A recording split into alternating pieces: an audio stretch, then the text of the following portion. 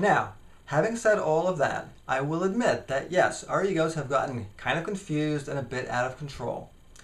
But whose fault is that? Your egos? I don't think so.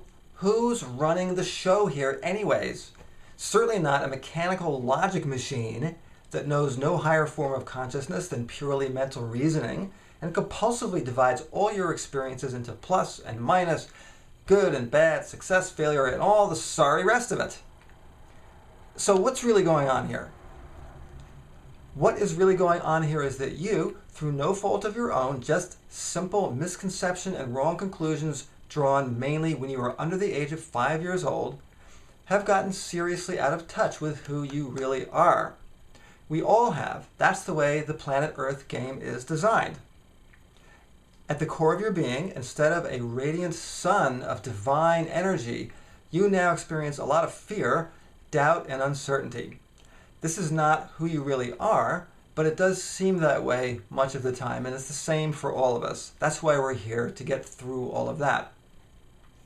So, the ego, doing its job of saving your life, realizes that a human being disconnected from his or her core self is in grave danger, is, in fact, in a very real sense, in danger of dying.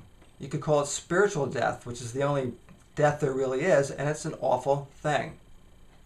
We all know. We have spent a lot of our lives there, right?